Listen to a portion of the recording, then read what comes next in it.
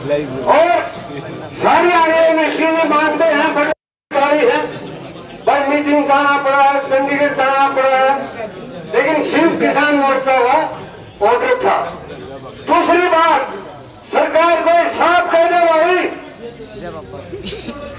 धंधा हमें पढ़ने नहीं दिए, काले कानून तोड़ते ले लिए, क्या दिया हमने।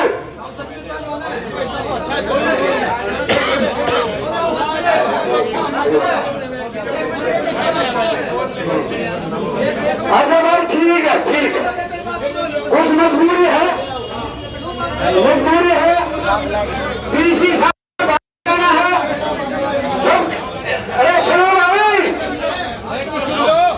सबकी राय न बैठो भाई, आप 75 साल हो गए हमने अलग अलग राय बांटते, और वो सोच खाई हमने अलग अलग राय बांटते, और इन कर्मचारियों के साथ इसका हम बदला ले लेंगे। नहीं तो हमारी एक दुआ है कि इन कर्मचारियों का भी और किसानों का भी इनका आप जरूर फैसला करें। और हमारी जो एमएसपी की मांग है उस पर भी सरकार ने पूरे वादे पर नहीं उतरी, तो हम सरकार से यही दुआ मांगते हैं कि इन सब का, कर्मचारियों का भी, किसानों का भी, सबका भला करे और किसानों को और कर्मचारियों को जल्दी है बुलाए। उससे सरकार मुकर गई है कि एसबीआई से लग रहे हैं ना, एमएसपी पे कानून बनाने के लिए कोई कमेटी तैयार हुई है। और हमारा जो आंदोलन था, हमारे आंदोलन की जो मुख्य मांग थी एमएसपी पे कानून बनाना, और आंदोलन समाप्ति के ऊपर जो सरकार ने पत्र दिया, वो पत्र भी हमारे पास है, सबके फोटो में होगा, सबके मोबाइल में होगा, प्रशासन के पास तो पहले ही है, वो है मेरे पास। ये हमारे पास वो लेटर है, हमारी कोई ज्यादा डिमांड नहीं है। सबसे पहली बात, इनमें जो डिमांड लिख रखी है सरकार ने सरकारी कागज के ऊपर, ये सारी डिमांड पूरी होनी चाहिए। और आज खाली यह बात नहीं है, पहली बात तो कुछ प्रशासन के अधिकारी ये कह रहे हैं कि भाई डीसी को ज्ञापन नहीं देंगे, आप किसी और अधिकारी को दे दो। अब ये पंचायत बैठ गई है यहाँ पे, ये पंचायत क्या कहना है, ज्ञापन डीसी को ही देना है या किसी और अधिकारी को देना है? सबसे पहला तो फैसला आपके बीच में यही हुआ है कि ज्ञापन डीसी को ही देना है। और दूसरी बात, सिर्फ ज्ञापन नहीं देना है, मेन बात यह है ज्ञापन दे के धरले हैं, और हमने नून बेरो ज्ञापन करा गया, चाहे नाली बगाओ चाहे कूड़म बगाओ। उसने डीसी से हमें यह भी आश्वासन चाहिए कि हम दोबारा कदम इस ज्ञापन का हिसाब लें, बताओ क्या कार्रवाई करी, क्योंकि डीसी जिले का अध्यक्ष है, मालिक है। अगर उसकी जवाबदेही नहीं है तो फिर जवाबदेही किसकी है? या तो हमें जवाबदेही बता दो, कहीं और हम जाएं। और दूसरी बात यह है, अगर सरकार इन मांगों को पूरी नहीं करती तो इस पंचायत की एक चेतावनी और है, वो चेतावनी ये है कि बहुत जल्द हम इस आंदोलन को दोबारा खड़ा करेंगे और पूरे हरियाणा में, पूरे प्रदेश में, पूरे देश में इस आंदोलन को वो गति देंगे जो गति आपने अभी तक इस आंदोलन की देखी नहीं है। अभी तो ये जो 1 साल बीता, ये ट्रेलर था सिर्फ, अभी आने वाले टाइम में पूरी फिल्म दिखाई जाएगी। और जब तक किसान के पूरे अधिकार ड्राफ्ट पेपर के ऊपर कानून बना के नहीं दिए जाते, तब तक हम पीछे नहीं हटेंगे। एक भी आदमी एक कदम भी पीछे नहीं हटाएगा। तो प्रशासन से अनुरोध है, डीसी साहब वक्त निकालें, लंच का टाइम हो रखा, नहीं तो हमारा प्रबंध कर लो चाय पानी का, हम चाय पानी पीकर जावांगे आराम से। चाहे 5 बजे हमने टाइम दे दियो, हम हट दे को नहीं। इस बात पर सारी पंचायत सहमत है कि नहीं है?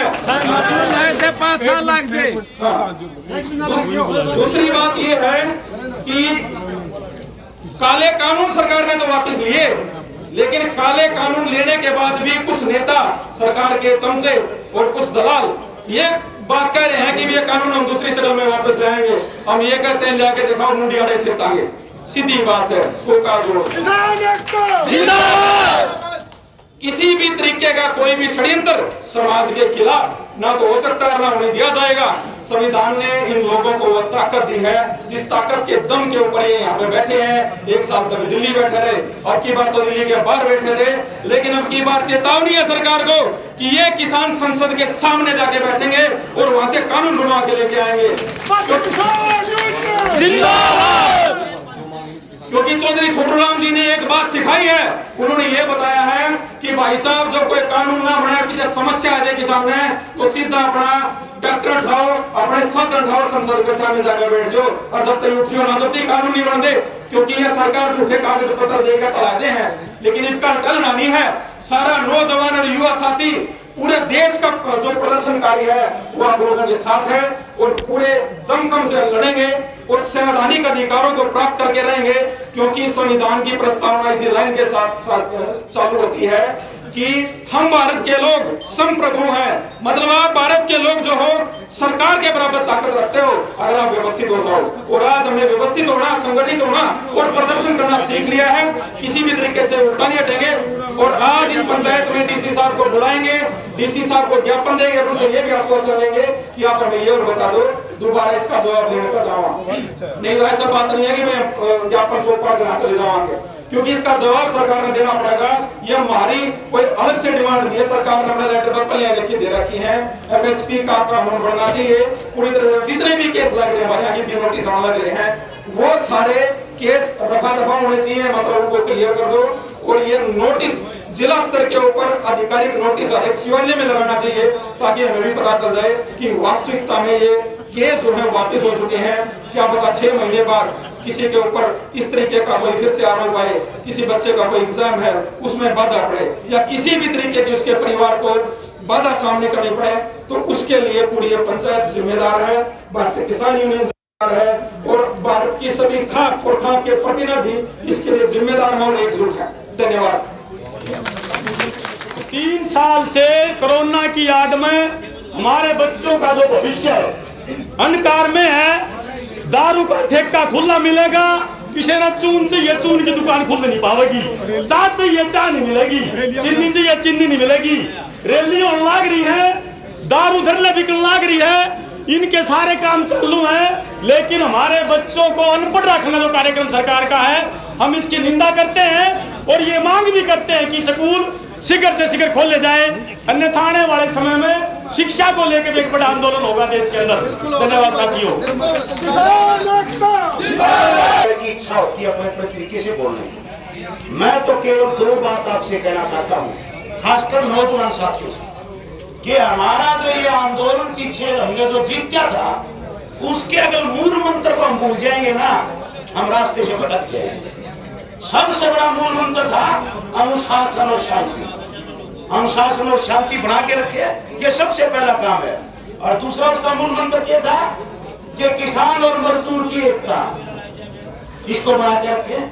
आज बड़ी अच्छी बात है, हमारी हजारों बहनें, हमारी बेटियां पूरे हरियाणा के अंदर जो संयुक्त मोर्चा ने आह्वान किया है विश्वासघात दिवस मनाने का, और पूरे हरियाणा के अंदर ये अपने संगठन की तरफ से आपके साथ कंधे से कंधा मिला के चल रहे हैं। हम संयुक्त मोर्चा की तरफ से इन बहनों का तय